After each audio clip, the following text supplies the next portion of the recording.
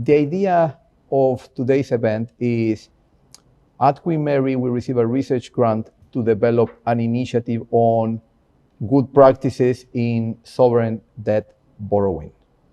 The whole idea with this is, if I need to encapsulate or summarize this in a single line, is to try to change the agenda, shift the epicenter of how things are dealt with.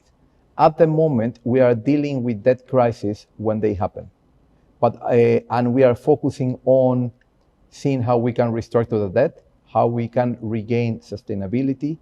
But I think that if we have reached the stage, we are already late in our attempts to overcome the difficulties, overcome the crisis. So that's why we are trying to see if we can shift attention to prevention rather than curing. Because the reality is that if we cure a debt crisis, or we cure a debt problem, or we regain sustainability, that is a solution for today, but that might not necessarily solve the underlying problem that led us to this current situation. So it's trying to see if we can bring a little bit of the attention shift to see if we can put more emphasis on the prevention rather than the curing.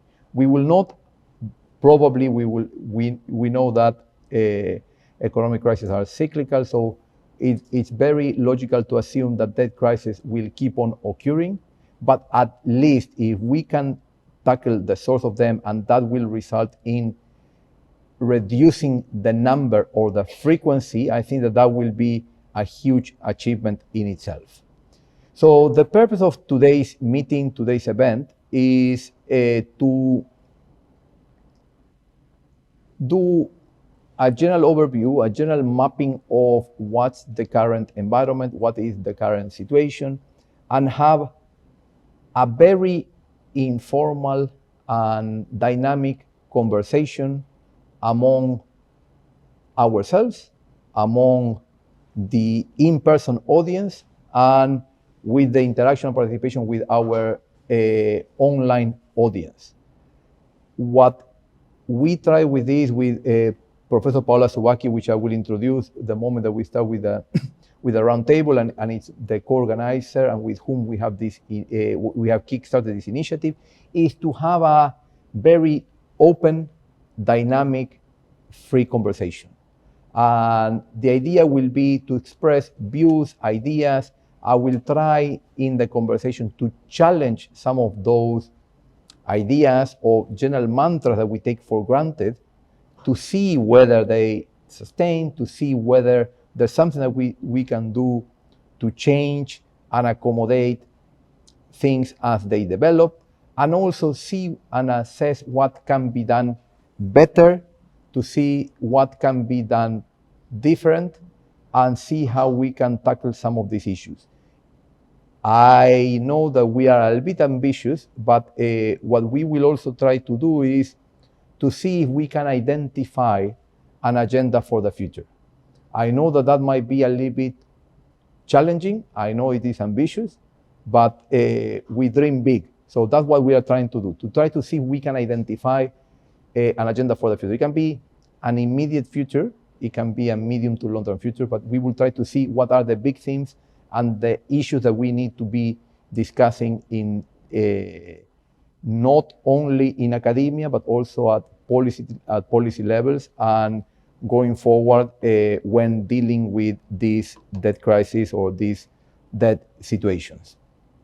There are this session will have two parts. One will be a keynote presentation, and I understand that our keynote presenter is slightly delayed. There were some meetings. In the new environment, in the post-pandemic era, we have people from different places. We have our keynote speaker connecting from Dubai, and then we will have a roundtable discussion with the panelists, from which people will be able to interact with us online. But also, one of the panelists was not able to attend because of a last-minute commitment, and he will be connecting online as well. So Apologies if in the process there's a small glitch, but we are multitasking and connecting different people from different places of the world and improvising on the spot with unforeseen circumstances. So that's the plan for today. On the roundtable, I will invite the participants to have an open conversation. I will interrupt them if they have too long presentations, and I will also invite them to talk to each other. Basically, if you want to forget that I am moderating this panel and you want to talk among yourselves, I will be equally happy. I'll be happy for you to talk to each other, and I will be asking for trying to get clear black and white answers with no, it depends. If we can, let's see if we can reach somewhere today with a very dynamic conversation. And I also invite the audience to engage and help me on that task. The idea is, and I'm going to probably present our first speaker, which is a good friend. I don't want to say a good old friend because I don't want to imply anything, but we have known each other for quite some time now. So I would like to invite Fatosh Ghosh from the OECD.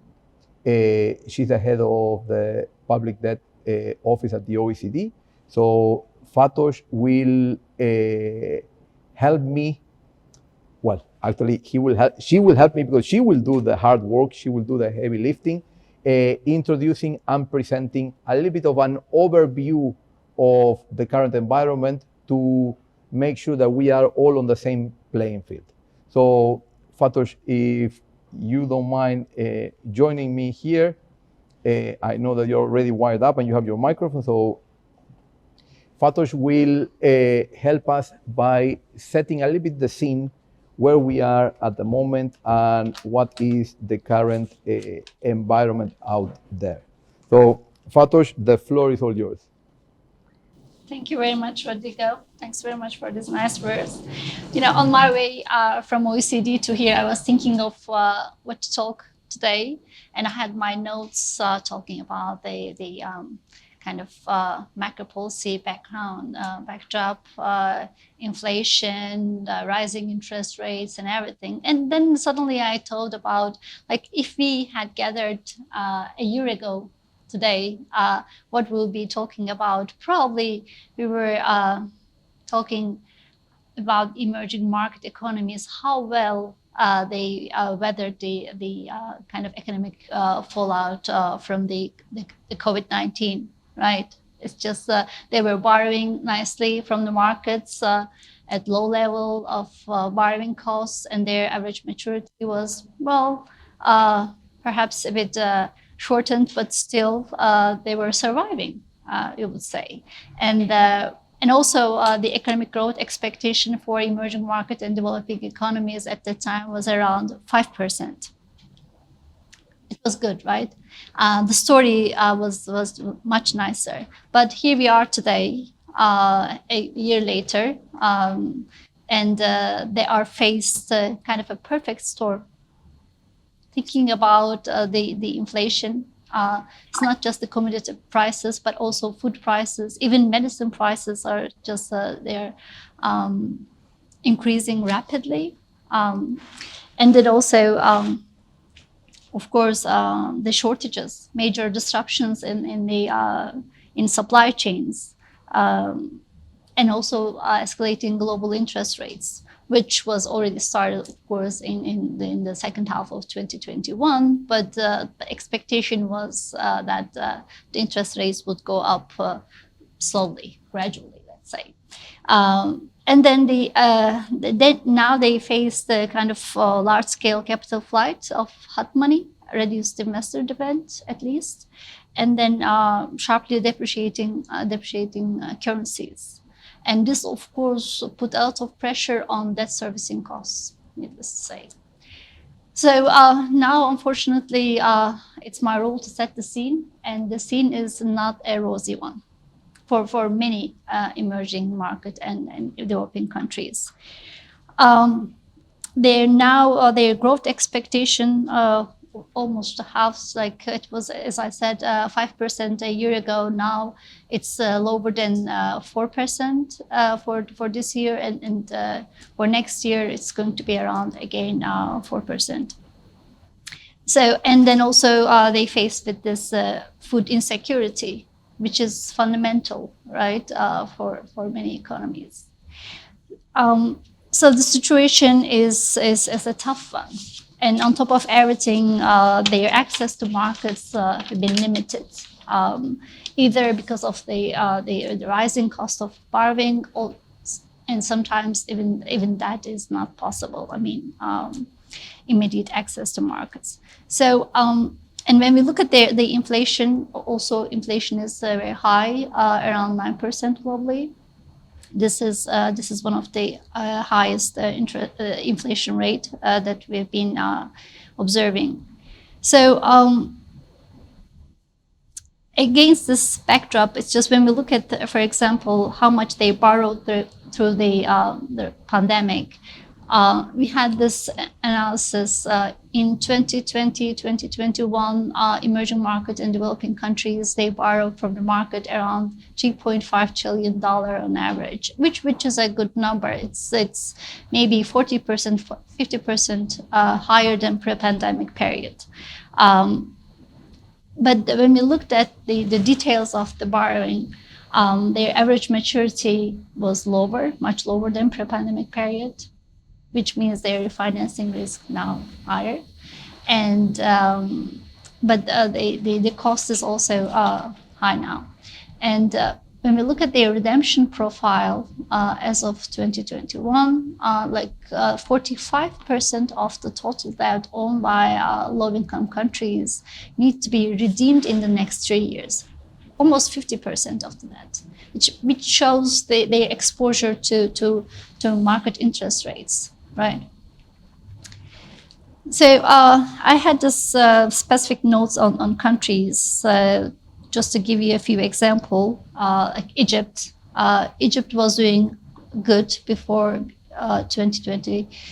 It's but now because they're heavily dependent on Ukraine and Russia in terms of their wheat import and everything, the economy is in a difficult situation. And another country, well, of course, their tourism industry also has been suffering because of the ongoing turmoil.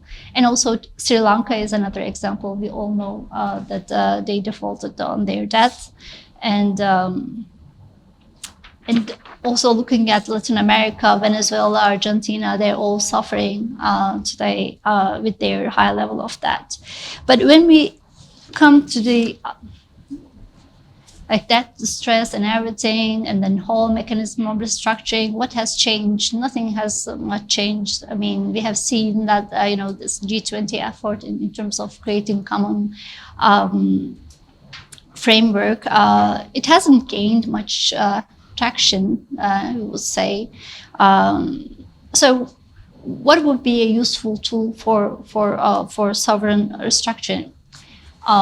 One good example come to my mind is this nature for swap is a good example, especially Belize's experience could be an interesting case to follow. But that for nature swaps, of course, it has its own constraints. And then we will be hopefully talking about collective action clauses, the refinements, and if they really, these refinements helped us to create better frameworks for restructuring or not sufficient. We'll be talking about that hopefully. And also I would like to finish up on a few words what Rodrigo said. It's the root cause, the borrowing, the start of the whole story. What can be done at the start? That is very important. I think transparency is very much linked to that process, because if countries could improve on their transparency, that that management capacity also part of the transparency. But I think most of the problems regarding transparency is related to the government level, not just to that management office level, but government level. So there is this need to improve transparency on the borrowing side for a start. And then when we talk about currency risk management, interest rate risk management, this is that management office's capacity building. And there, of course, World Bank, IMF, they all play a big role, I would say, in terms of supporting countries, their debt management capacities. But this is, of course, not obviously sufficient. There are things need to be done in terms of supporting those countries' debt management capacity. Okay, maybe I should stop here.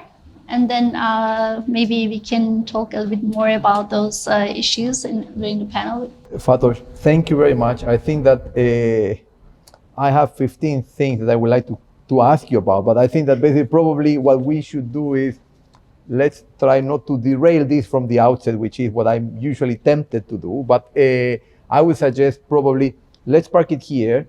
What I will do is invite our keynote speaker, which is online already. We will have that keynote speech, and then I will invite the panelists to join us. And Fatosh, you are like me, you are kind of a hybrid. We are here and there, so I would like you to join the panel either here or from there, but have an open conversation and contribute, and then probably we will come to you as well as the OECD and what you do at the OECD. And you also mentioned transparency, which is one of the things that I know that the OECD is working very closely with the market. So I think that we will come. That's something that I think that inevitably will come up. So Fatosh, I will say that probably definitely you will have a question on that. So Sure. Thank you very much, Fatosh, for setting the scene. And I would like to ask our technician if we can bring in our keynote speaker on the screen. We have invited Vera Songwe, which is the Executive Secretary of the United Nations Economic Commission for Africa, UNECA. Vera, I am delighted to have you today to give us a keynote presentation from your experience and what you have been witnessing, and also to see if you can help us shape in certain manner this agenda for the future that we would like to identify or of issues of concern. Fatosh has already pinpointed us on a couple of them, which is working closely with debt management offices and having more transparency. I'm glad that Fatosh also share the view of what is this initiative that we are championing jointly with my colleague, Professor Paola Subaki, which is trying to change a little bit the axis of from curing to preventing. But Vera, it is a pleasure. The floor is yours, and I will be taking questions from the audience and from the chat, but I will give the floor to you to give your keynote presentation.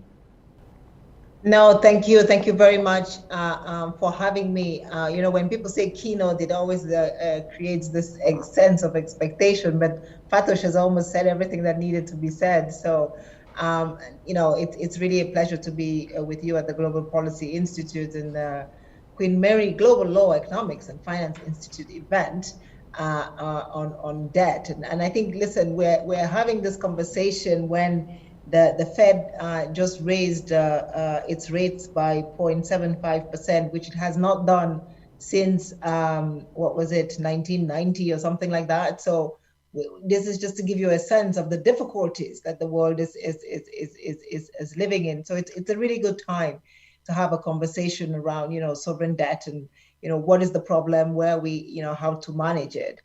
I was lucky because I listened a little bit to Fatosh, and so maybe, without giving you or repeating, and I agree with a lot of what she has said. Let me start maybe from a different perspective. The sovereign debt crisis, in some sense, the African sovereign debt crisis, because we've had many. We've had the Latin American one, we've had the East Asia one, and I'll come back a little bit to some of this towards the end of the conversation. I think all stemmed from different problems, right? Some of it was a housing bubble, some of it was speculation. What we are seeing on the continent is actually, I dare to say, we had, of course, the HIPC period, where one could maybe attribute a lot of that sort of crisis event to bad management. That was a period on our continent where we talked a lot about white elephants. It was a period when we talked about weak debt management offices. It was a period when we talked about poor spending.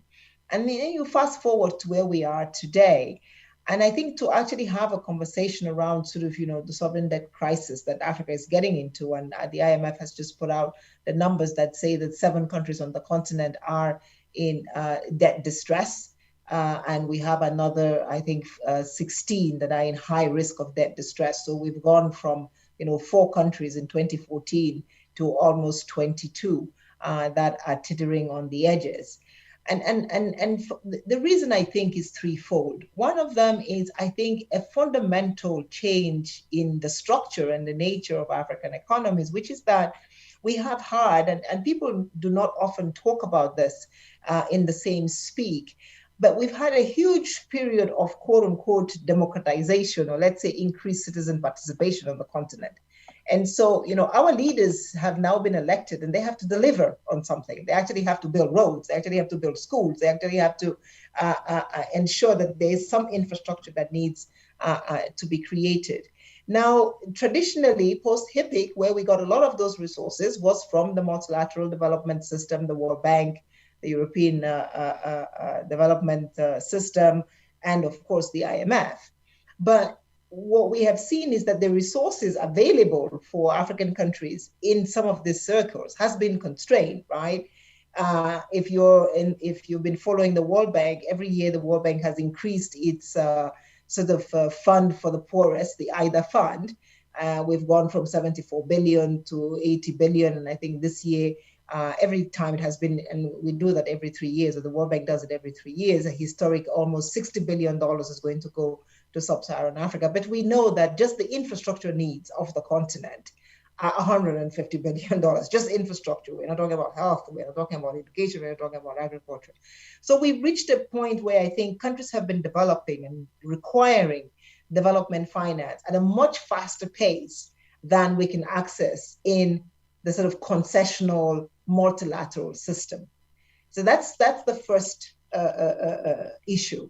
Now, the second thing has been countries that could no longer get access to those funds, but who now, again, had good macroeconomic fundamentals. We saw sort of markets open up to them. We started at the period around 1990 where you had maybe only 2 countries on the continent, Morocco and South Africa, that had access to markets. Today, we have 24 countries that have access to markets. Many of those countries have had access to markets because they essentially had good macroeconomic fundamentals. And so, there was a time when, and there is a time, and today, and I'll come back to that, countries like Ghana or countries like Cote d'Ivoire or countries like Kenya will go to the IMF, and the IMF will say, well, we don't have enough resources in the multilateral system to close your financing gap. So we recommend that you go to the markets and raise, resources to close that gap. So there was a sort of encouragement, right? And a recognition that the multilateral system just didn't have the resources to be able to fulfill the needs of the populations. Of course, we also have huge rising population growth on the continent. So what ended up happening is we began to see a shift from mostly multilateral financing, mostly concessional financing, mostly cheap financing, to slightly blended financing, to very expensive bilateral financing. And of course, we had new financing partners coming to the market. We had the Chinese, we had the Indians, we had the Turks, all coming to market. But we also had, Propaco, bilateral Western, Societe Generale and all those people giving us, commercial credit, ECA credit, which was not cheap in some sense. So there is always a tendency to sort of talk only about China, but there is a whole range of sort of private sector credit that opened up to Africa and to African markets. Part of this, of course, was the Eurobond issues, and Fatos just talked about that. So we see this tendency of more countries going to the markets. Then we see very, very high rates. We see much shorter maturities. We see countries borrowing in foreign currency to essentially finance local currency infrastructure. And so there is already a mismatch between use of resources and payment of resources. In some countries, that did well, but in others, not so well. So we will begin to see stresses and tensions in the system in terms of, how long can Africa sustain this process. It's difficult if you're borrowing for an energy project. Energy projects in any part of the developed world are essentially 15, 30-year projects, right? In Africa, you borrow 7-year money to build a 30-year project. So that kind of a mismatch between sort of the payment terms and timeline and maturities and the asset itself, plus it's 7 years of local currency, right? And then, of course, we know about construction delays and procurement delays. And so when you begin to put all those things, you begin to sort of hit the tensions in the system. Of course, we also saw a lot of borrowing that happened, in the 2000s. There was a huge commodity boom and huge infrastructure built on the continent. And we went from, many countries with sort of averages of, I would say 14,000 kilometers per road per person to 32,000. So huge infrastructure. I think almost every other African country has upgraded its airport infrastructure, ports, new ports because of trade and have been put in place. But all of that essentially on rather short-term resources if you didn't have access to concessional money. So where does that leave us? That leaves us in a system where, we have market resources that are short-term, that are very expensive, and that are in foreign currency. And so any kinds of vicissitudes on the sort of foreign exchange market side immediately hit. You absorb any inflationary tendencies, you absorb any kinds of appreciations or depreciations of the dollar or the euro, which is the currency in which we are borrowing in. And so, we are all of a sudden in this situation where if you're Italy, as I say, and we've been saying this for a long time, with the same macroeconomic fundamentals, or Germany, let's use Germany, because Germany is a really, really good student, right? And essentially Germany goes to the market at negative interest rates. So Germany pays the rest of us to hold its resources. And if you're Egypt, Fatos mentioned Egypt. Egypt was the poster child for good behavior, right? Egypt was able to in the last 6 years, put in place really, really disciplined macroeconomic fundamentals that were able to crush. They started off 6-7 years ago with multiple exchange rates. The central bank worked really hard to unify exchange rates. They were able to take away a lot of subsidies from the system, able to raise revenue to GDP by broadening the base, by improving efficiency. So they did all the right things, right? They had reserves of about 6 months. Their currency was strong. And then you get hit in 2020 with COVID. Egypt, of course, is a tourism destination. So, the rest of the world shuts down. Nobody visits Egypt. Egypt goes into a panic. But what happens is that the minute Egypt goes into a panic, the markets also panic on Egypt. And so Egypt's currency falls, Egypt debt increases, and Egypt gets into trouble. Now, you contrast Egypt with Italy. Italy is backed by the European Central Bank. So even as we speak, Italy has a debt to GDP of 150%. Christine Lagarde 2 weeks ago was talking about, beginning to sort of restart interest rate hikes in Europe, but already thinking, yes, we're going to do it. We're going to start some tightening, but we need to put in place special programs for Italy and special programs for Spain and special programs for Greece. These special programs don't exist for Africa, even in the best cases, even in the best run economies. So you have those kinds of mismatches, I think, in the system that we need as a global community to begin to see how we can ensure that we calibrate, these countries in such a way that the responses are the same. Greece, I think all of us sort of were watched in I don't want to say consternation in 2008, when Greece went through all the gyrations with the IMF in terms of, the kinds of stringent policies that needed to be put in place for Greece to actually sort of stay through the crisis. But Greece at least had, the backing first of the Germans who had all their, who were holding all the bonds, but also the European Central Bank and those currencies. So we do need, I think, when we talk about sovereign debt on the continent, to do three things. The first one is to see whether we can do more local currency borrowing, right? So that we are actually matching the returns of the asset with the sort of resources in which those returns are being collected. A lot more work needs to be done in the global financial architecture so that, maybe the IMF extends loans in local currency so that some of the exchange rate risks and shocks are not felt as quickly and as fast as they are. Now, a second thing that we have been working on at the Economic Commission for Africa is something that I call the liquidity premium. And we've worked a lot on this now, and I'm very excited to say that we're actually making it happen. And essentially, what is the liquidity premium? The liquidity premium is when African countries go to market.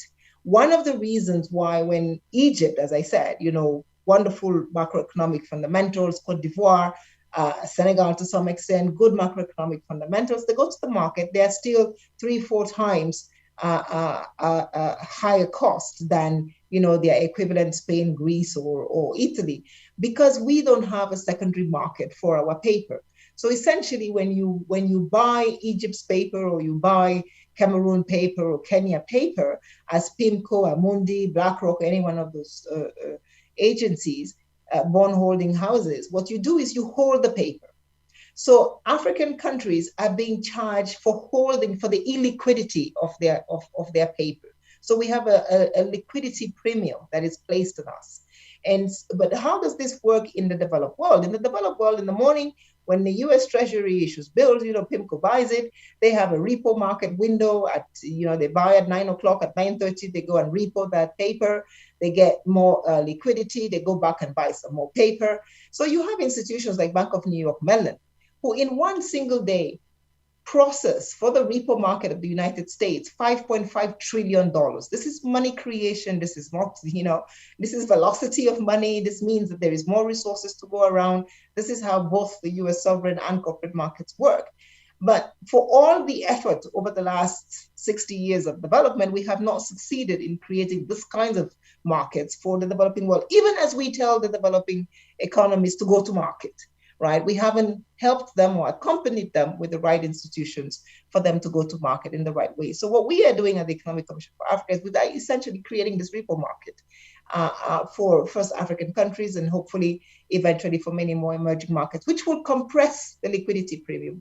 The importance of that is that it immediately makes the cost of money cheaper, which essentially means that it extends your maturity timelines, it reduces or drops your debt to GDP ratio, so you have a lot more space to do more, so you can do a lot more with a lot less. And this is an important part of the debt architecture that we must take into account. And the final point, I have many more, but I'll stop there and then maybe we can take questions, is really then for those countries that have bad macroeconomic fundamentals, because I don't want to be an apologist to say, oh, all of Africa is doing well. No, there are some countries, Zambia, Zambia today is doing well. They have a new president. He's, trying to put the place in order. But we've had a bad macroeconomic management in some of our countries. But for those countries, I think what we need is a new debt restructuring framework that allows them to be able to come to go to the IMF, to go to the World Bank quickly enough and say, we need help before we go under. We need help. Can we structure it? And William is here, and many of us have been working on this G20, debt framework, which is really not working. And it has taken a year and a half, so we now have a new president in Zambia. He's been new president for a year and a half. He ran on, building more roads and strengthening infrastructure and all. And he spent a year and a half trying to fix the debt problem of his predecessor, and he hasn't succeeded. Do we believe that he's going to be voted back in? Most likely not. And maybe the old guy will come. The old guy was bad. But because the international financial architecture has not created a system that allows for this kinds of economies to quickly solve the debt problem, we're running into a place where we'll have a sort of disorderly unraveling. We have Ethiopia, which put its hand up for debt restructuring almost over a year. Of course, Ethiopia had other problems, but I think that still Ethiopia has been on the path to trying to solve this problem, and that brings to the table. But this is and the other issue is for the debt restructuring framework. We have had crises, and the crises we have had in the past have not affected necessarily low-income countries in sort of a systemic, coordinated manner, and then middle-income countries in the same manner. They have affected countries that were the most exposed or the most vulnerable. So a country like Cote d'Ivoire, that is not a tourism economy, did not suffer as much from COVID as a country as Egypt. Seychelles, which is a huge middle-income country, was locked down. Mauritius was locked down. They need debt restructuring. But again, our debt restructuring frameworks and models today are only for low-income countries. So we do need to be able to, again, step back one and say, and by the way, now 78% of the African economies are lower middle income countries. So they're all graduating into this category where we are going to need help to see how we review and revise a debt restructuring framework that works. This means, final point, that we must figure out how to deal with, I think with repo markets, we deal a little bit with markets and rating agencies, but on the bilateral side, we have China. We have this big friend in the room that has, extended a lot of debt to the continent. Some of it long-term, some of it short-term, some of it expensive, some of it very concessional. Either way, as we begin to talk about debt restructuring, as we begin to talk about how we help countries, ride this wave and go into a new macroeconomic reset, we must understand what is it that we have to bring to the table to bring countries like China, eventually countries like India, the whole Middle East, to the table as we both talk about lending, but also as we talk about repayments. And I think that's where this whole transparency notion that Fatosh talked about becomes really, really important. But transparency, not just for China, transparency for all of our bilateral partners, because we don't have any transparency on OECD loans that are given to Africa either.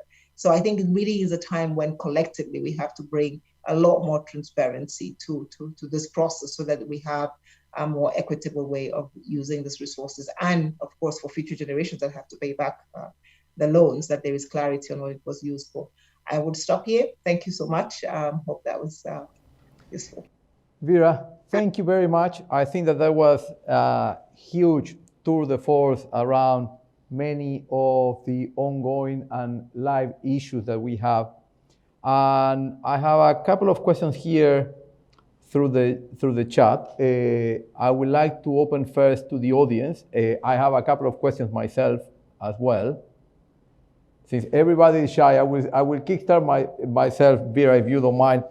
You were talking about the magnitude of the problem, and you were referring to different countries. Can we say that we are facing a global sovereign debt crisis? Is that correct to say that?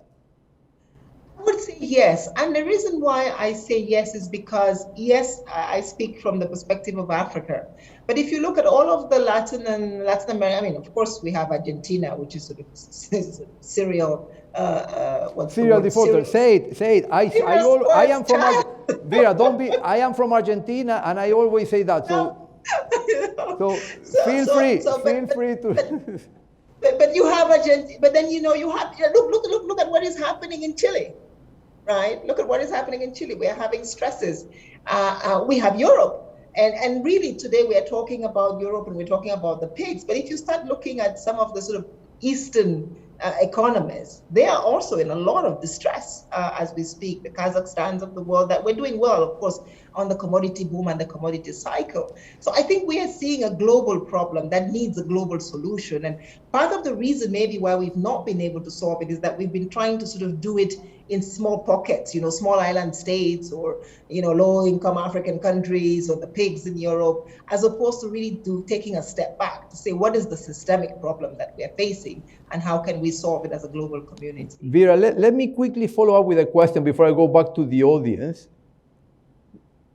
I think that we have a taker from the audience, but Vera, one very quick follow-up question. You were talking about the global financial architecture and this mismatch between, to an extent, Africa and the rest of the world. And you are asking for some, and tell me if I'm wrong, but you were asking for some kind of regional specific set of tools or mechanisms to be able to better cope with the debt? No, that was not what you were saying. I'm asking for when I talk about repo markets. Only for repo markets. Repo markets are something that started in London in the 1600s, in the United States in the 1800s. In Europe now, it's a $7 trillion market. So essentially, all developing countries need this financial tool because it is a financial tool that oils the system. It's a financial tool that recycles resources. It's a financial tool that reduces the cost of money, whether you're in Indonesia, Pakistan, or Senegal. But what we have not succeeded in doing as a global community is create this tool for developing economies. So essentially, what I'm asking for is, as the FSB, the Financial Stability Board, or the IMF, we've just seen the IMF create, and we congratulate them, the Resilience and Sustainability Trust, which is a 20-year or 30-year new instrument. We want them to begin to say, we acknowledge that countries are developing, we acknowledge that countries are growing, and with them comes new tools that they need to accompany them into the market. And actually, they're not that new tools, right? We should just take the tools we gave the developed world and give it to them as well. But we haven't allowed them to use the tools the developed world is using. So there is a mismatch. The US has a repo market, so the US can issue bonds and we can repo it, and that's why US bonds are cheap. But if Egypt issues bonds, Egypt doesn't have a repo market. So Egypt's bonds are expensive. It has nothing to do with whether Egypt is a good macroeconomic fundamentals or not. It's just a market, it's just a road. I can build a 5-lane road or a 2-lane road. Thank you, Vera. And we have a question from the audience.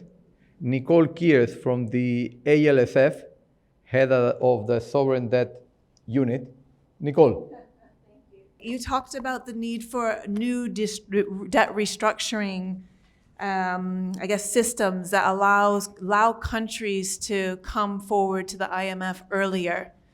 And I wonder how you reconcile the need for new systems that allow that and kind of the political will that's necessary to actually achieve that. So I know a lot of countries that have issues with debt who are pretty actively refusing to go to the IMF or to seek help with their restructuring. So I'm curious to hear your thoughts on that. And if I can go on, linked to that is also, we talk a lot about transparency, and I'm sure we'll hear a lot of that today as we go through. And there seems to be a lot of criticism of certain lenders who don't allow for confidentiality, or rather for transparency. And so my question is similar to the first in that, first to say that it's not always the lender that's against transparency in the lending context. It's also often the borrower who's not interested in sharing that information. So similarly, how do we, or linking the 2 points together, how do we reconcile political will and the need for these types of changes? Thank you. Vera, and before you answer, let me squeeze one that came through the chat so you can answer all of them together, because we are already, as imagine, with an Argentinian running the show and keeping time, we are already late. But basically, Arturo Porsekansky, an economist based in the US and with vast experience in these sovereign debt issues, he also asked what difference can an emerging market repo market can make? And if you can briefly address all those three questions too, from my learned friend, Nicole, and also Arturo is a friend, so Arturo is also about the EM repo market. Yeah, thank you. No, I think on the first question, countries hesitant or countries not coming forward, that is precisely, I think, what we are worried about, is that because it has taken so long, so two things happened, right? When the first three countries came forward, they immediately, as was expected, saw their spreads widen, right? So the cost of just announcing that you wanted to sort of, do a debt restructuring, you were penalized in the markets. But that's fine, because countries said, Chad, Ethiopia and Zambia said, we put our hands up, we want to do this. But everybody else was watching them and saying, how long is it going to take? How long is it going to cost you? So if you're Ethiopia, you've essentially been shut out of the market for a year and a half, but you haven't fixed your debt problem either. So I think that is what is worrying, and that is actually our worry today, because we believe that there must be 20 other countries that need debt restructuring that would put up their hands if they had clarity on how long it will take before we had a creditors committee, how much resources am I going to get up front to be able to sort of, do a bridge during the period when I'm going through my debt restructuring, who is going to be sitting at the table? I think that's some clear questions and a timeline that need to be put in place that we don't have yet. And so what we were all trying to, I think, stave off, which was sort of a disorderly, disintegration of sort of global financial markets, may actually happen because countries are afraid to put their hands up because they don't know how long, they don't know who, they don't know when, they don't know how much. And so we're in this mess. So it's not so much the political issue, is that we need a system that is credible, that is certain, and that acts quickly. And we don't have that system yet today, and we do need to put it in place. I think on the issue of the borrower versus the lender, I think there's culprits all over the place. There's culprits in America, there's culprits in France, there's culprits clearly in Cameroon. I come from Cameroon. So I don't think that there is and a lot of the times we talk about China, let's just call them, we talk about Chinese loans, but I can tell you that there are, export credit agencies in the West whose loans sometimes are 20 times more onerous than the Chinese loans. We need transparency across the board. And I think that's the point that we need to make, is that we don't need more transparency in the East and less transparency in the North. We need transparency across the board in the developing countries. At the end of the day, it is the citizens of the developing countries that pay these loans, right? They're the ones who suffer when you get a new structural adjustment program or something. And so that kind of accountability, I think we haven't seen it across the board. Cameroon goes and gives a loan to Congo, and the two presidents talk, and nobody knows what the loan is for. We have to, presidents travel to countries and we sign documents. Nobody knows what we're signing. I think we have to stop that habit. It doesn't matter where and it doesn't matter when. OECD countries, all of them alike, need to be just as transparent. Vera, thank you very much. We have another question, but and then on the repo market, just very quickly. So we have done some work that shows that, for example, if we had functioning repo markets on our continent today, over a 5-year period, we could save about $11 billion in interest rate payments. So just imagine what that will mean for sovereign debt ratings, right? That's the kind of, or either for sovereign debt ratings or for more fiscal space or for more additional resources for investment. So those are the kinds of magnitudes of that we're talking about in terms of compression of the cost of resources. Vera, thank you very much. We had another question, but it's from one of the panelists. So what I will do is I will invite the panelists, and when the panelist is on the actual panel, we can continue the conversation. Vera, thank you very much for your key presentation. The other thing, while we finish miking up, I would like to thank the organizers, supporters, and hosts of this event. I would like to thank Queen Mary University of London, which is hosting this through two of its research institutes, the Global Policy Institute and the Institute for Global Law, Economics and Finance, as well as others that are supporting us, like the OECD, which we are very grateful to the OECD for their continued support to this initiative on good practices in sovereign borrowing, as well as the Sovereign Debt Forum and Kepler Cars, which is a law firm that specializes in debt restructuring. So it is a pleasure to welcome you all. For me, it is on one side fascinating because I have great minds, all experts on sovereign debt issues, to have a group conversation. In addition to that, I am a little bit biased because many of them are very good friends and colleagues. So what I'm trying to replicate here is to have an open, friendly, interactive conversation. By all means, feel free to talk to each other. And if you want to ignore me, by all means, I will be equally happy. Feel free to contradict yourself. We're having a conversation like a coffee, a discussion over coffee, over a drink, and I would like to try to convey that dynamic. If there's something that you don't feel comfortable answering, please tell me and I will switch speaker or we will drop the question altogether. If you are conflicted, that's also perfectly understandable and equally acceptable. So let's try to do this very dynamic, very open and frank.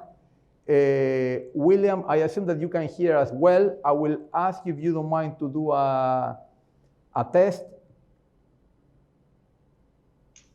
Thank you very much. I can hear you, I can see you. And we can hear you perfectly well. So let me add, before I forget, a big thank you to Joao, our IT and audio and technological support, because it has been seamless. So on that note, I think that probably I will kickstart by asking the panel. We've been hearing two presentations. Fatosh and Vera have painted a little bit of a bleak situation.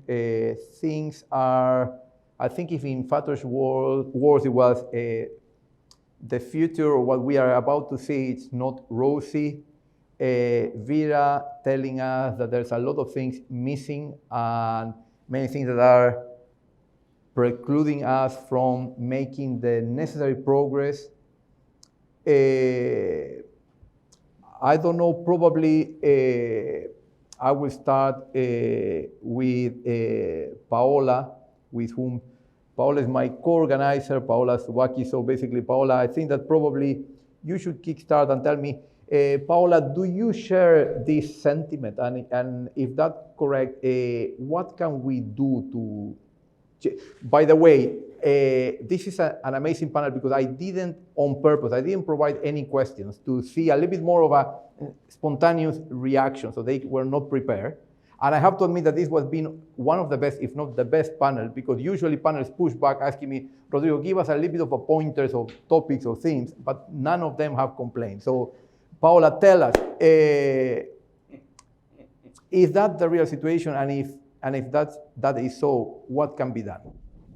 Well, I don't know what can be done. I think the situation is concerning. And actually, I'd like to ask you out if you can put the two slides I got to illustrate the point that were made very clearly by both Fatosh and Vera. And so the gap between developing countries and developed countries, this is, I don't know if you can see it, this is a project. People online can see perfectly well. Yeah, so. I'm sorry for those in the room because we are basically covering the screen. But basically, this is the project we are running with Rodrigo, with other colleagues at QMGPI on sovereign debt. And so for the first question, which actually emerged very clearly from the previous presentation, is why that matters. It's not only in terms of the urgency and the crisis and the fact that debt needs to be repaid, but also because countries with a large debt are constrained in their fiscal policies. And this is becoming extremely important. It's really important to have what we economists call fiscal space in order to respond to shocks. Again, we heard from Vera the story of Egypt, good macroeconomic policies, and yet when the shock strikes, a country really goes through a lot of turbulence. So having this fiscal capacity is very, very important.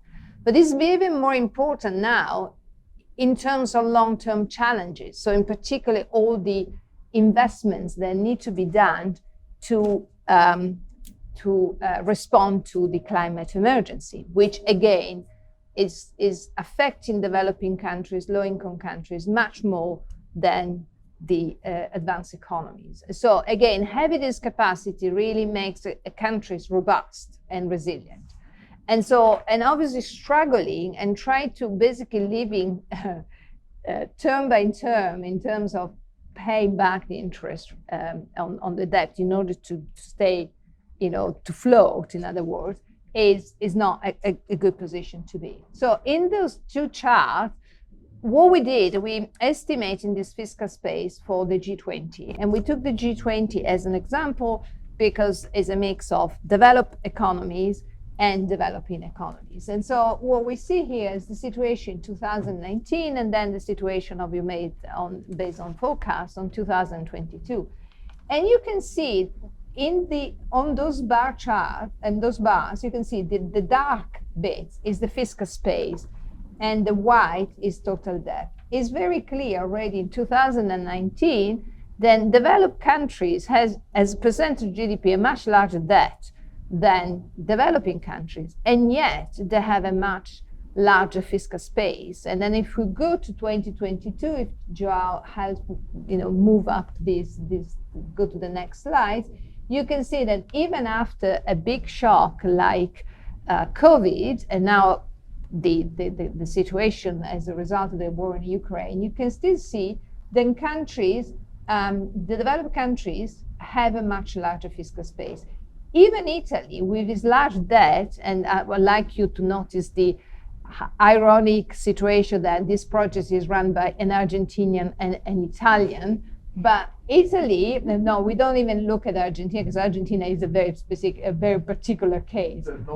There is no fiscal space for Argentina. But this is Italy with 150% of GDP, debt to GDP ratio, still has fiscal space. And the reason are very much explained by what Vera said, is the fact that this country have access to markets, they borrow in their own currency, they have liquidity, they don't experience liquidity premium, there is a secondary market. All these factors then Vera talk about, they're all very much reflected in that chart. And on the top of that, the United States has even more fiscal space than the other countries.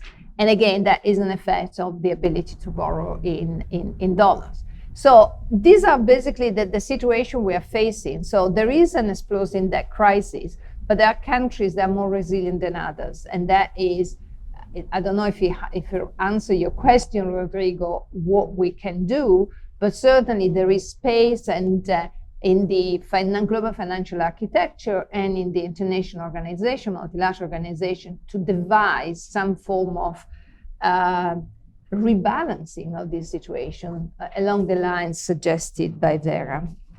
Paola, I'm going to come up with a follow-up question on that, but before that, I will jump to Anlo. Anlo, you lead one of the main financial advisors to some of the countries that get into financial difficulties. And I would like to know if you can share a little bit about your experience of what is currently happening on the ground and trying to, in this path that we are trying to achieve, going a little bit forward, what do you see at the moment are the main stumbling blocks? And if you foresee what can be done, if not, we will, that's a little bit of the idea of the roundtable, to brainstorm together. And you, I think that basically you're a person who has an immense trajectory, you have a lot of experience, and I think that basically you being on the ground, doing these deals, fighting on the trenches with the debtors, I think that you can add a lot of color to the discussion. So I'd like to make a couple of comments. The first thing that we see really on the ground is a polarization of the world. And I think this may not have been addressed so far, but clearly you have, multilateralism takes, I would say, another stage now, meaning that you clearly see, who's on which camp. And you may not like it, you may disagree with it, but this is a reality on the ground, and you cannot make as if it doesn't exist. So this is the first point I'd like to do. And had we had this conversation 3 months or 6 months ago, I wouldn't have made this initial comment. And basically, China can potentially help you if you are basically on their camp, not just because they're exposed to you, but because they see you as a friend or as a partner that they want to kind of like be with. The US would help you if typically they see you as someone that they can be willing to help. So I really want to make this point because there used to be a much more, I would say, multilateral and global approach, and it's much more polarized. And I guess if I have to bet, it will be much more polarized in the future. So we need to be dealing with this reality, and that, you know, debt has always been like a currency, actually, has always been something of politics, right? In fact, but it now comes really very much into the equation. This is my first comment. And so before you go to the second point, and building on this, if I'm not mistaken, less than a year ago, there was something floated that basically the US was granting some assistance to Ecuador in exchange of Ecuador replacing Chinese debt. Is that because that's something that it was, I would not say a rumor in the market, but that was something that was floated at some point. And this is very clear that actually countries are indeed discussing with others and discussing their overall relationship with countries. If you take the US, for example, and I'll come back to the Ecuador point because it's a very interesting one. But if you take the US grants some swap lines to some countries. They do it on purpose. They don't do it with all the countries of the world, right? So it's a political act of the US, which is their own sovereignty to do this and to be working specifically with countries that they consider as friends of the US. If we take the Ecuador case, it's highly interesting because actually what happened, if we take a step back, it was Korea's decision to default, right? And by defaulting, he actually, didn't he know, we would need to have his honest testimony on this, but that he would kind of like get himself shut out of the market. So what really truly happened is that he didn't have any access anymore. He couldn't do anything with it. So what was he left with at the time? He was left with a solution with China, which was when at this point he kind of like decided to enter into those loans that have then created all the problem we know of with China.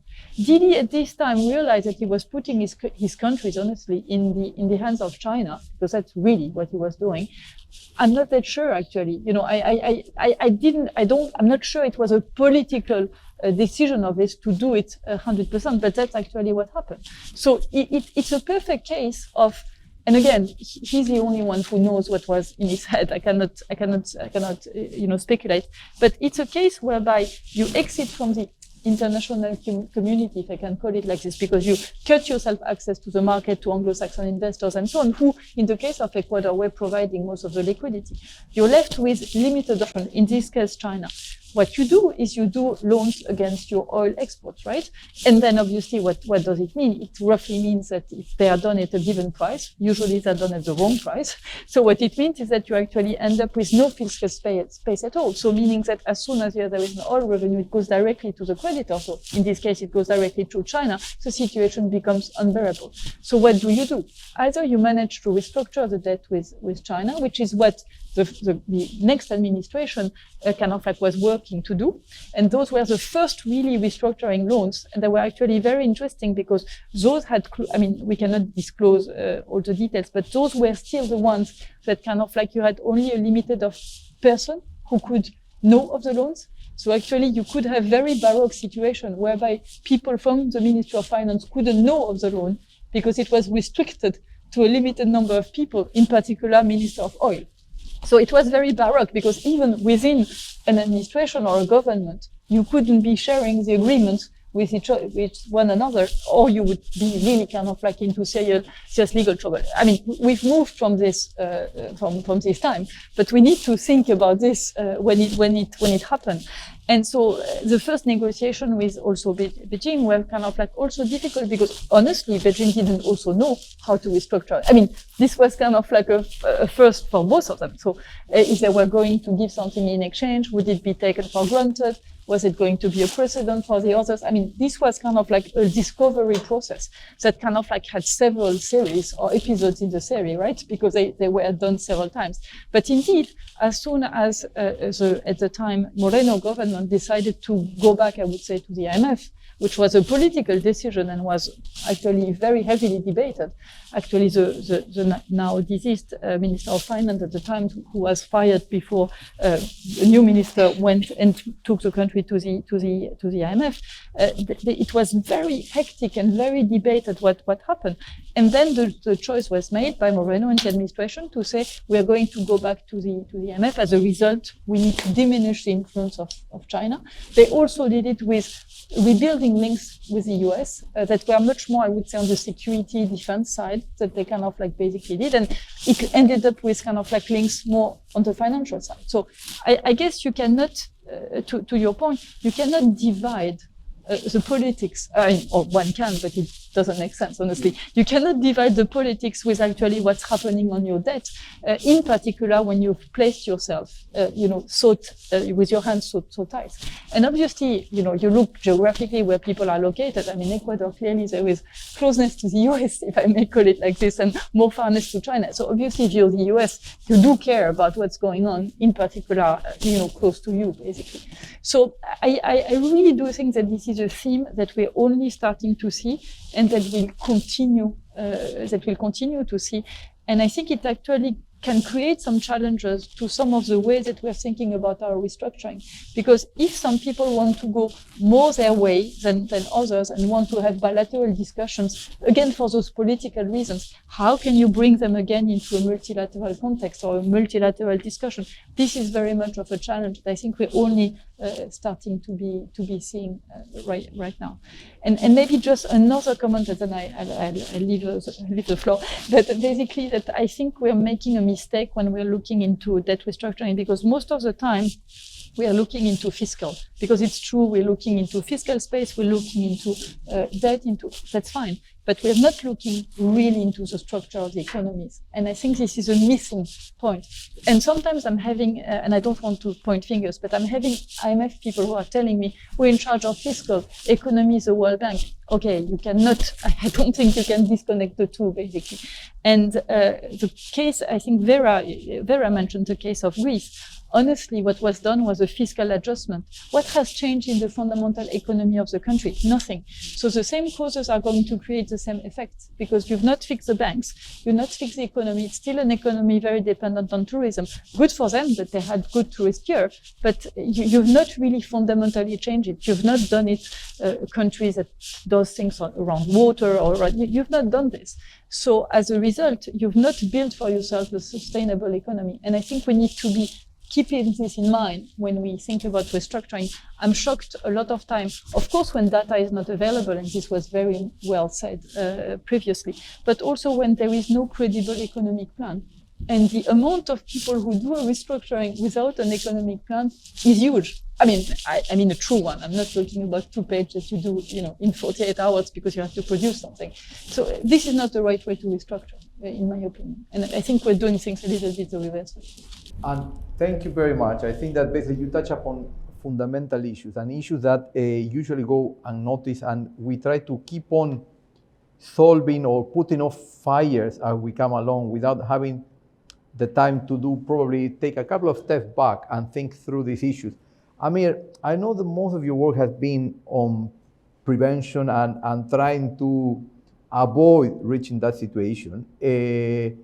Before I go into you, because probably it's slightly more linked to what Anne is saying, is probably, William, I would like to go to you and tell me, I know that probably today you're acting in your personal capacity and not in the office of the institution that you are affiliated with, but if you can share a little bit about your experience of what has been happening at Paris Club level in the aftermath of COVID. What has been the latest developments, and how do you see, let's say, the immediate future? I mean, how do you project the next year or two?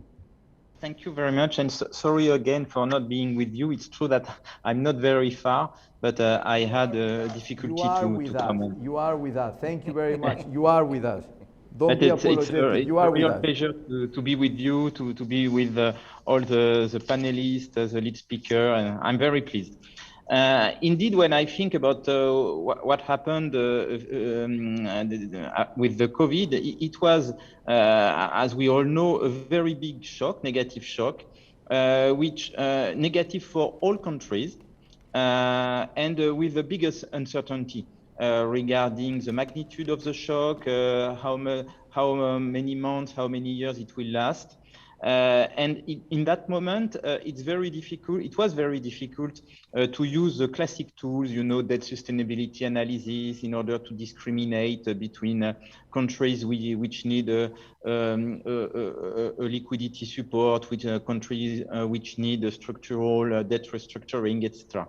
So at that time, my colleagues with the G20, with the IMF, the World Bank, and all the experts, they discussed about an emergency tool, the Debt Service Suspension Initiative.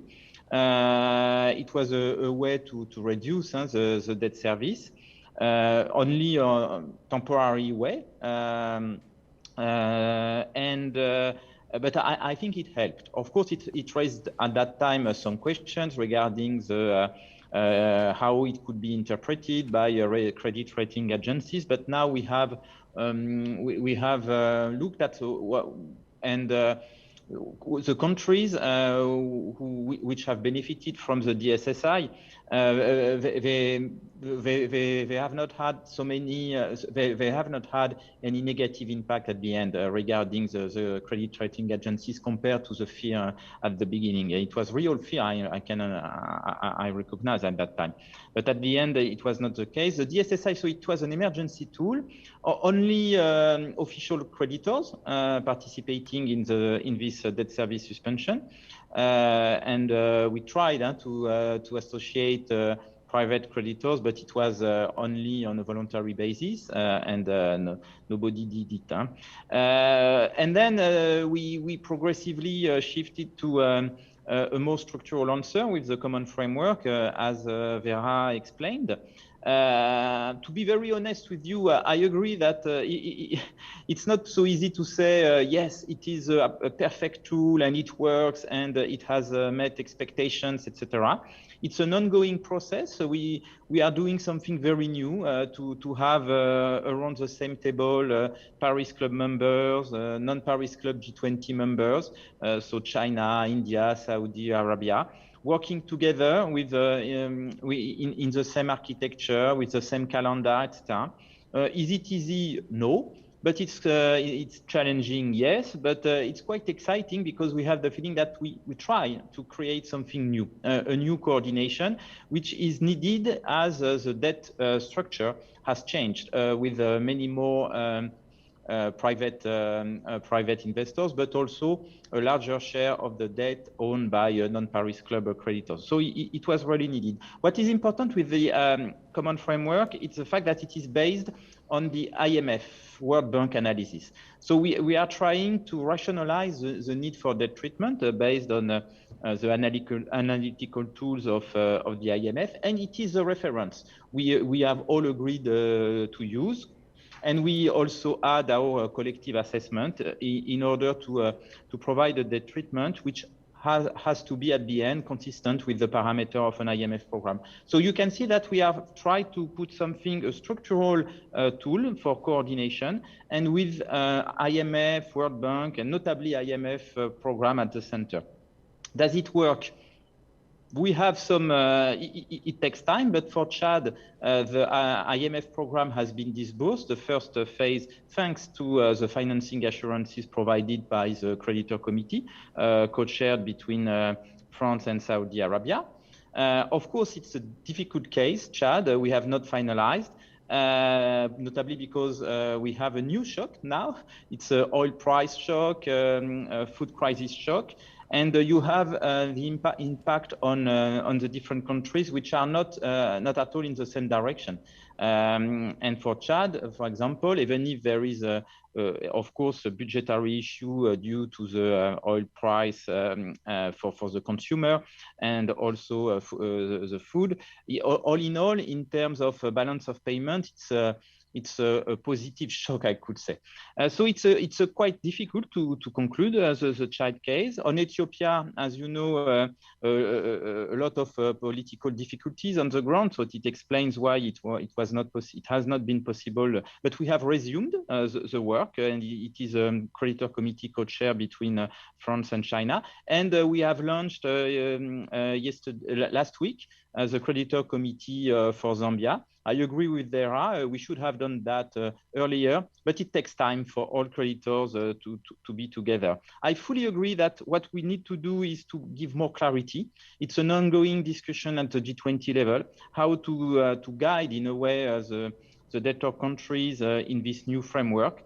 I fully recognize that we could do some progress. I think the second question is, do we have the right tools? At the IMF, at the World Bank, also the incentives for bilateral creditors to provide new loans. It's an ongoing discussion. We have tried at the G20 level, at the IMF level, to develop new tools, new allocation of SDRs, a reform of the PRGT IMF program, a new trust fund, the Resilience and Sustainability Trust at the IMF.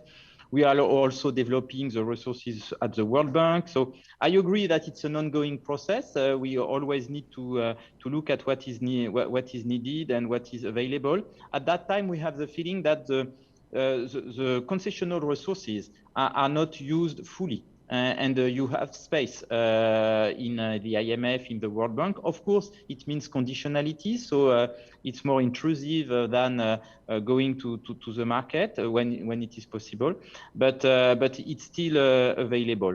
So my feeling is that today, indeed, I agree with the previous speaker saying that we are facing a very difficult situation with the food crisis, oil prices, and but with a mixed impact. The impact is not the same in the different countries, and it's important to look at on a case-by-case basis, I think, and to assess if we have the right tools.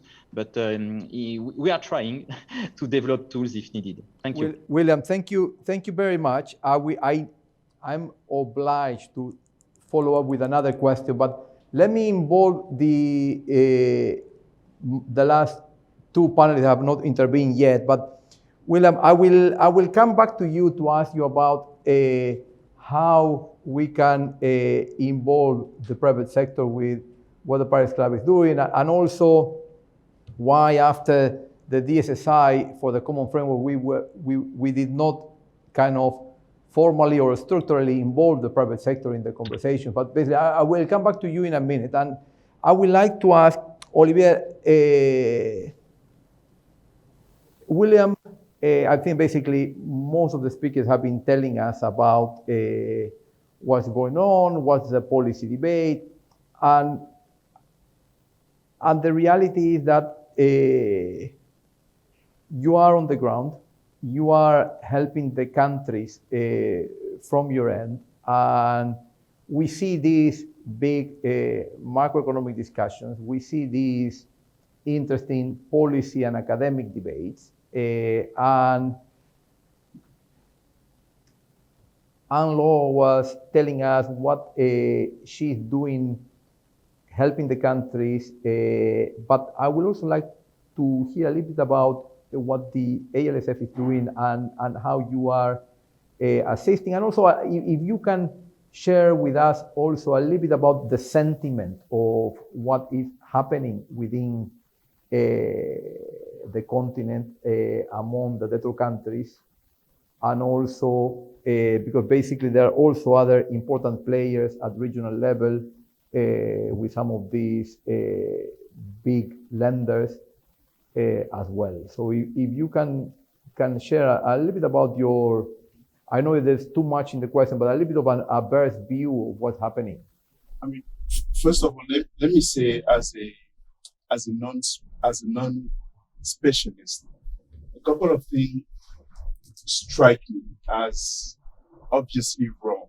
And I'm not making a judgment. It's not a moral judgment. It's just that from a let me say legal perspective, or again as an observer, and I'm talking. I'll use my African I use African lenses. A couple of things that Vera alluded to, and also something in the slide that Paula shared, just strike me as obviously wrong. And one is, it's obviously wrong to finance short-term expenses or long-term expenses with short-term resources. Long-term versus, it's obviously wrong. Second thing, things like liquidity premium being charged to African countries because there's no reform market. The third thing, when I look at the charts that Paula shared, African countries are made to work on their debt to GDP ratio in a very drastic manner. When we see that, if you look at the fiscal space versus debt in developed countries, there's a mismatch there. And sometimes the mismatch in African countries is not as big, but yet, constraints on Africans' economy are very, so those things strike me as out of place, and that's why I say wrong. It may not be the right word, but I think your fresh look will bring a lot to us. Yeah. We are so much into it. Yeah. But what I'm saying is that I think it goes to the quality of the conversation that obviously African countries have with, private creditors or sovereign creditors. I think it talks to the nature and the quality of the conversation that leads to incurring debts that sort of have those flows embedded in them. And the reason I'm talking about the quality of the conversation is because at the LSF, I think, of course, Anna, Paula are here to sort of, and Vera, address the issues as we see them, as the countries face them. How do we get out of, a dire situation in terms of your sovereign debt accumulation? Our perspective is, how do we support countries not to repeat the same mistakes through essentially capacity building and education? Because this thing strike me as an observer, as an outsider, as how is that possible? So I think there's need, and I think where we can influence as sort of general council of African governments is to make sure that the quality of the conversation changes such that those mistakes are not repeated in future. I just wanted to add to that and say another, I don't want to call it wrong, but another layer to this is that we tend to talk about developing countries as this monolithic group. And one of the things that we do at the African Legal Support Facility, as Olivier mentioned, is we act as general counsel to countries individually.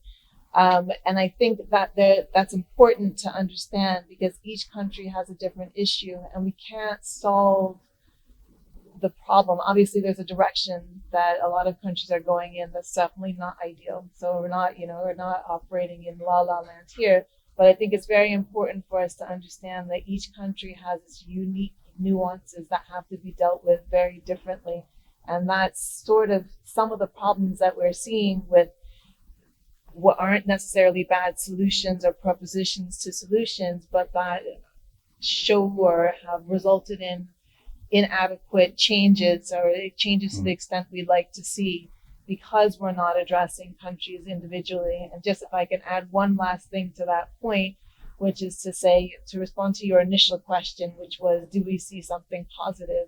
And actually we do see positive changes. For example, Olivier mentioned capacity building. There are so many countries who are trying to figure this out, get it right. We do a lot of work in debt management in particular, and debt management, when we say that, just means so many different things. Even just helping countries to understand what debt management means, when, why, how do we incur debt? That's the first step, at least from where we sit.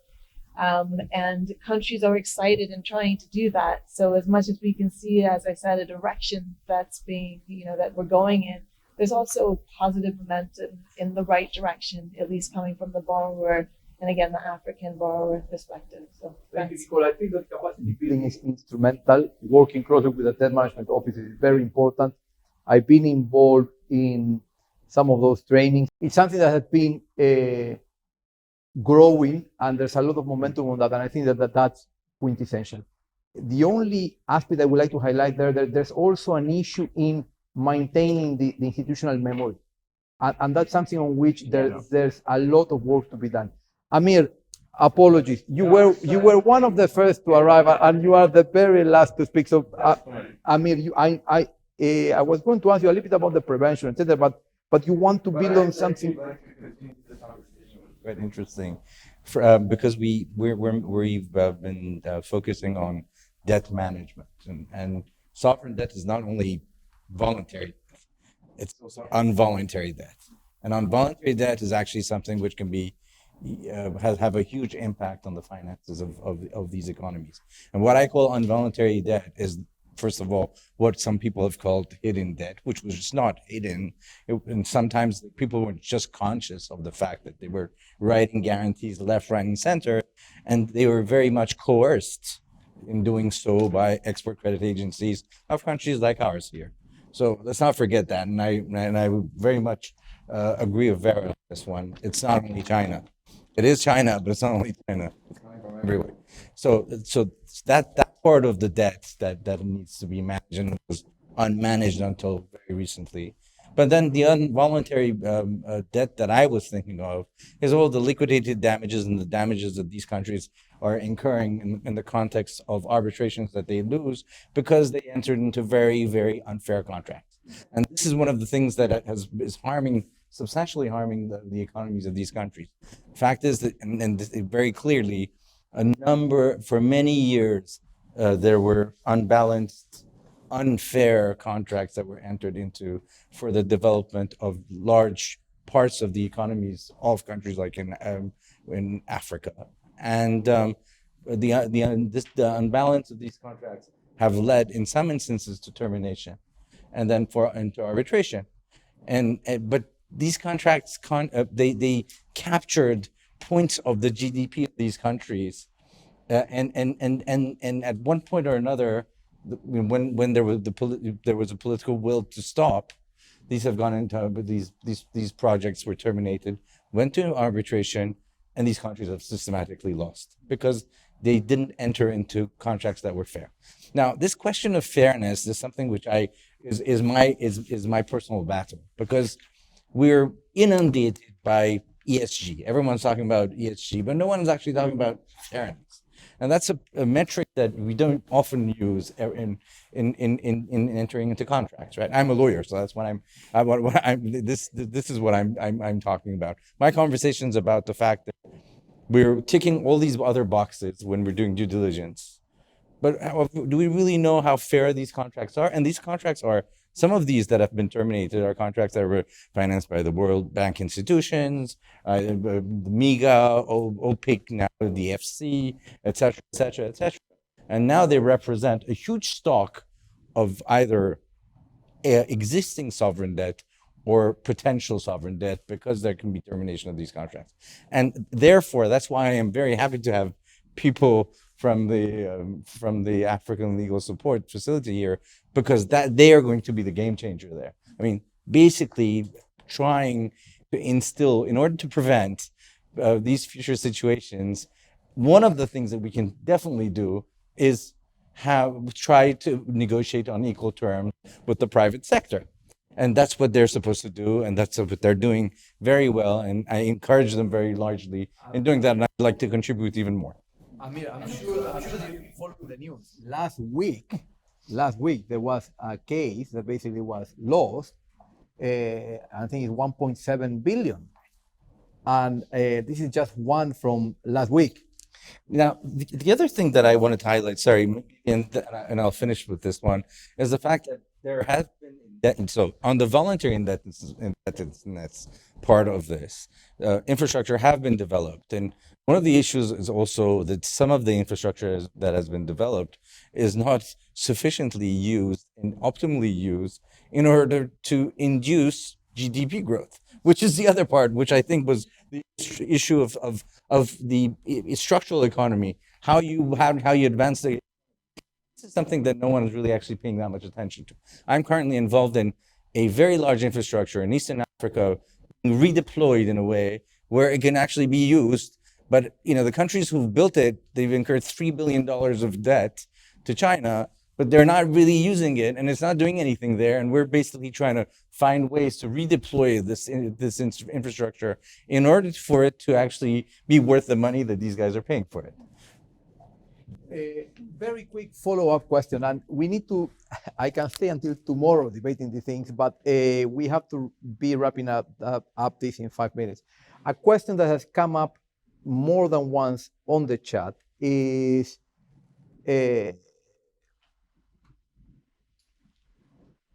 I don't know how to say this politely, but there are two questions in the same issue, which is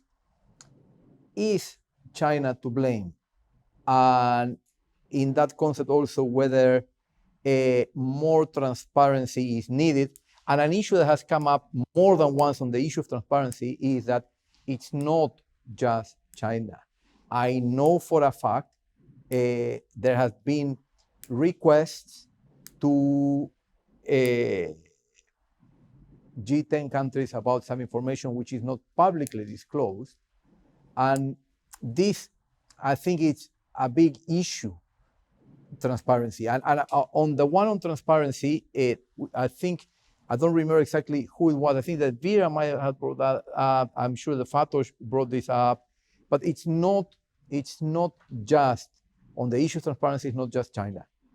China has become a very big player, yes.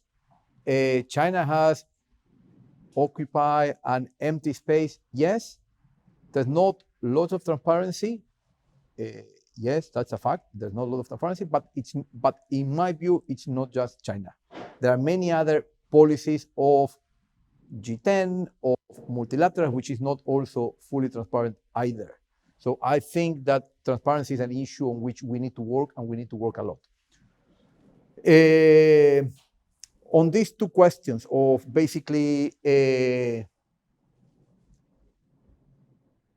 I will like to do a kind of exercise where I will expect a yes and no answer. I know that we are lawyers, Olivier as well, Nicole as well. So basically, please, if you can try not to caveat your answer like, yeah, you are not a lawyer. Okay, we need to basically to try to get a yes or no. The first question, and William, you're not off the hook. The first question is, do we need to do more on transparency? I think that the answer is almost unanimous, but I need to make sure that that's the case. So basically, William, let's start with you that you are online. You can give me a thumbs up if you prefer, you can speak. Do we need to work more on transparency? For sure, yes. For sure. And also on information sharing. I applaud and celebrate that. And William, in my academic interest, I might be knocking on your door soon. Amir. The issue of transparency, and I agree with William, is there's an issue, talking about Africa again, of sharing the experiences. It was a yes or no, but I can give you 30 yes. seconds more. It's yes, it's yes, and it's yes. And what I would like to encourage is actually for African countries to cooperate a bit more amongst themselves in terms of sharing experiences. They don't share their experiences. You have countries who are very close to each other, Ghana and Ivory Coast, and they may not go around this topic by sharing the information. So the transparency is just not only transparency to the whole world, but also a question of, you go to all of these conferences, people call each other brothers and sisters, but the reality is that they don't speak to each other. I mean, I agree with you. We need to destigmatize financial problems. Yes. They are natural, they happen, there are cycles. It's not the end of the world. And there's an English expression, which I'm sure that you have the same, which is sharing is caring. Yes. And I think that I embrace your concept of sharing also their experience. Anne. Yeah, I fully agree with this. I would add on top of it that in particular when it comes to China, but not only, there is much more to just a contract, right? So we also need to be careful about what we're presenting, because there may be much more behind it that actually was ultimately agreed when parties did contract the contract. I cannot agree more. Some of the financing arrangements include level 2 and level 3 sub-agreements. And sometimes, if you are lucky, you might scratch the surface and get a level 1 agreement, but you cannot go to, and what I'm referring is that sometimes you have an agreement, that the agreement has a collateral, the collateral has a bank account management agreement. And basically, we are going through 3 different layers of documentation, which sometimes it's impossible to get to the bottom of it. Paola, I almost feel like I can skip you because basically we have written on this together, but is transparency a key aspect that we should be focusing on? And Fatosh already mentioned this. The answer is yes, but also what do we mean by transparency and in which context? And going back to China as a member of the multilateral institutions and as the country involved in this new multilateral institution, which is the Asian Infrastructure Investment Bank, is absolutely transparent, is followed the books of the multilateral institutions when it comes as a bilateral lenders and in various incarnations we know as policy banks, as commercial banks, then it becomes very, very blurred. So the point is, and this we open another discussion, and I know we don't have time, why we ended up with this murky bilateral contracts. Perhaps also, and this is something that the multilateral development banks need to consider very carefully, is that the level of conditionality that some of these loans they were carrying, that means that push some countries to go for the low-hanging fruit, which is the bilateral loans offered by.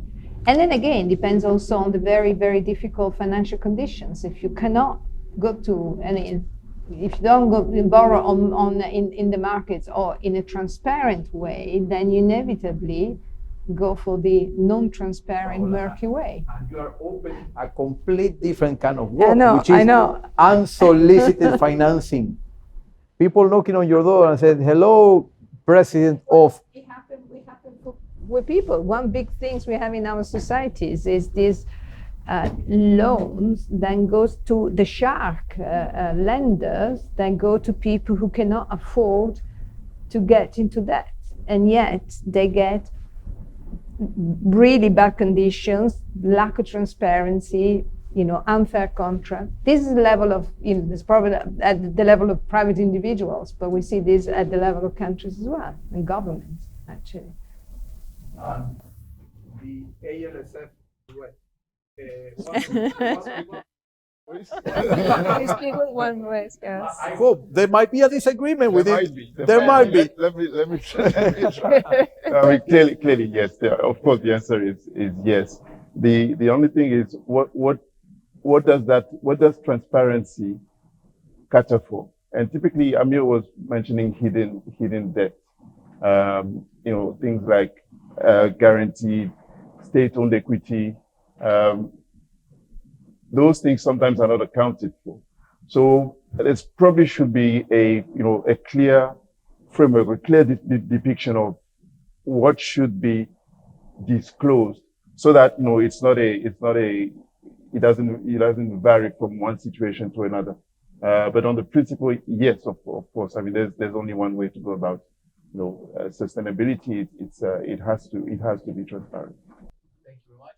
Nicola, you going to contradict? I have to say something. I would never contradict him, but I will add and say that transparency is so important from a borrower's perspective, and they need to. I want to know what your loan document says so that I can better negotiate my loan document. And to respond to Amir, what you said, that our African countries should be better coordinated. Actually, a lot of countries are coming to us and talking to us about that.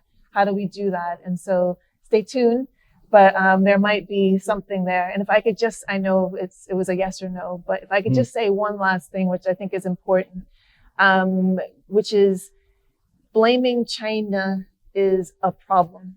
It's a problem for the debtors. As soon as we focus on one country, then we ignore the different, different lenders that are also maybe have similar terms. But beyond that, it's not about Chinese debt.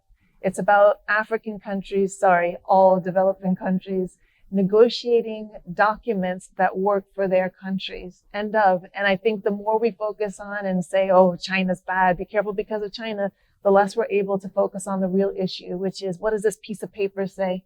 And is it a problem for my country? I'm done. When you speak with countries exactly the way you speak, they tell you, but at the time nobody else was willing to lend to us while we kind of like needed to develop our country.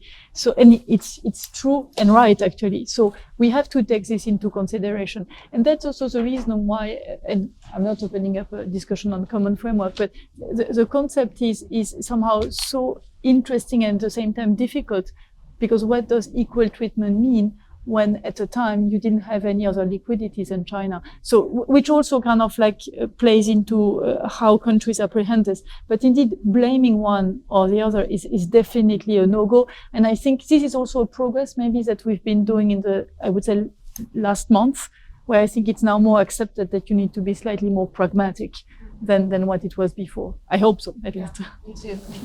I love, this is what I was aiming, to have them talking to each other without me just being an observer. Unfortunately, I have to at some point, I can go until tomorrow. I told you, I love this issue, but we need to bring this to a closure. Just to, I fear to ask any other yes or no questions, because clearly lawyers and non-lawyers cannot say yes or no. So a couple of quick takes away before I give the floor to our co-host, the OECD, to close the event with some concluding remarks, is that basically transparency, I think that basically it's an area which is of great importance, and an area in which is a lot of work being done. The OECD, jointly with the IIF, are championing some initiatives on transparency. I did 2 years ago, a paper on transparency. I also published a version of it in French.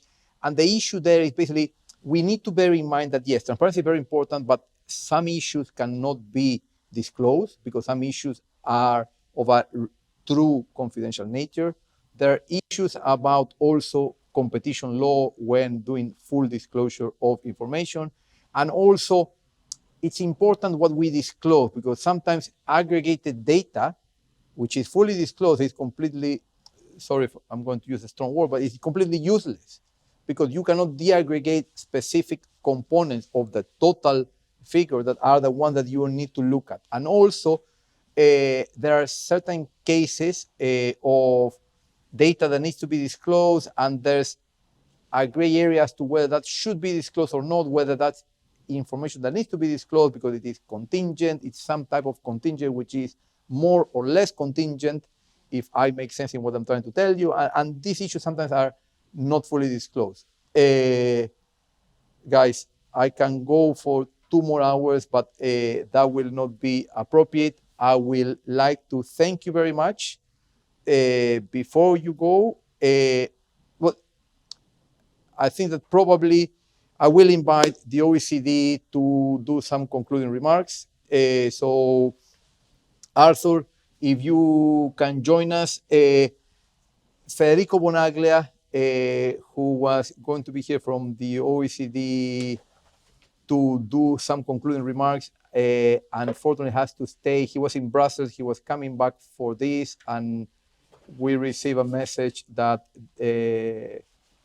I don't know why, but there was something more pressing than this panel, and he was not able to join us, but he has committed Arthur Minsat from the OECD, who will do just some quick wrap up. Before Arthur comes in, I would like to just, if you can join me in thanking our panelists and our key speaker, Vera. Vera has to sign off, but and also Fatosh, who opened the event. So basically, thank you very much to everyone. Arthur, the floor now is all yours. That took seconds. Arthur, why don't you tell us about the OECD, what they are doing, particularly in development, and and just your impression about what are, if you have identified a couple of takeaways from today's discussion. Thank you, Rodrigo, for organizing and to Queen Mary's University. It's an excellent. You are part of it. You are part of it. The OECD has been part of it. It's Fête de la Musique, so it's all been music to my ears, and so we've been doing a lot of things. So recently, for example, on the 10th of June, we had at the MCM and at the Africa Forum at the OECD, we had a whole series of discussions on Africa and the debt issues. Investments were really key there.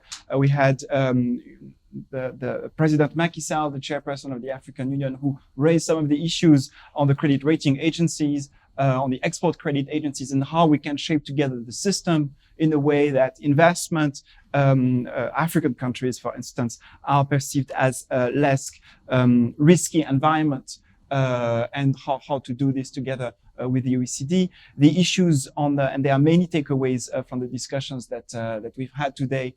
I think, of course, the macroeconomic outlook is not rosy, as Fatos mentioned in the very beginning, with the issue that, for example, what we saw is that an important element is on tax issues. There have been a lot of efforts by different countries across Latin America, in Asia, and in Africa, of course, to increase tax to GDP ratios that have been able to increase slightly. But one of the issues that we've seen is that 2/3 of that increase has been offset by rising costs of servicing debt.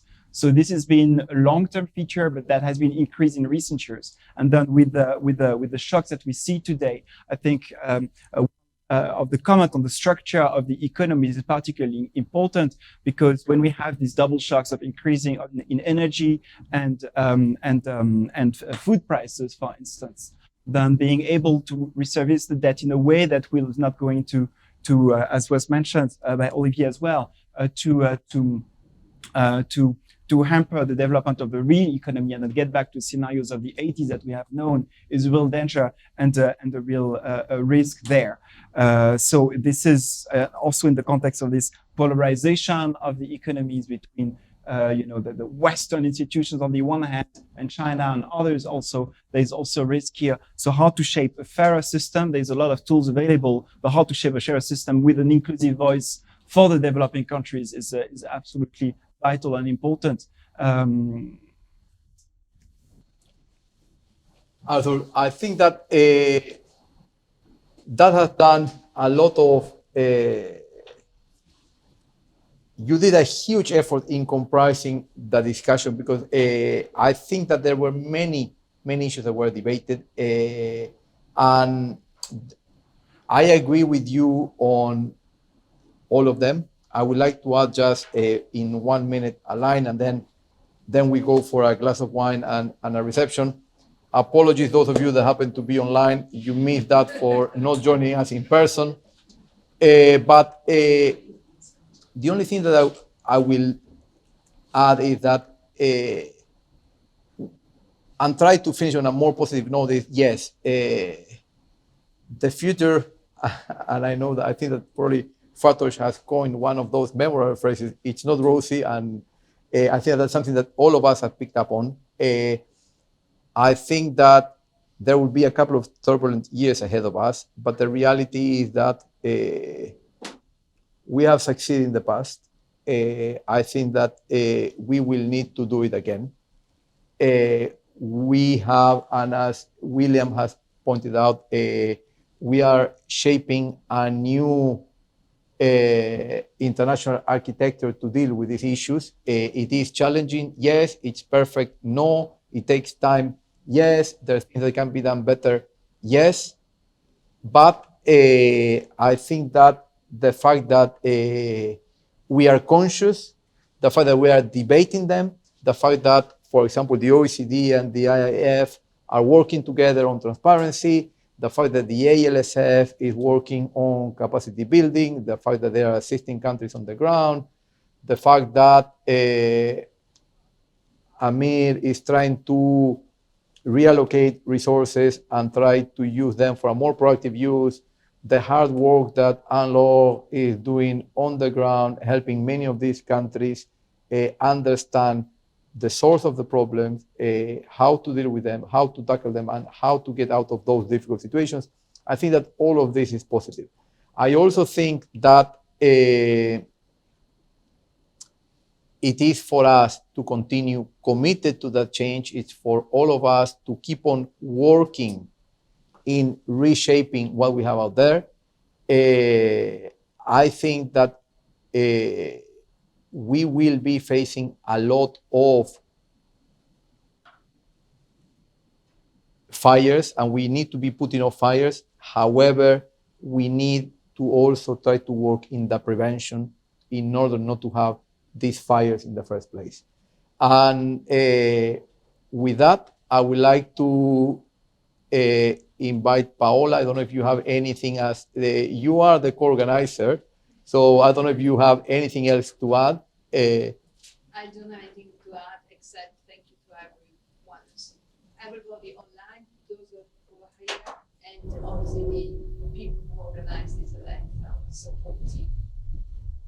Just in case you could not hear Paola well, she was thanking all of you in person, online, the organizers, the supporters, and our technical team.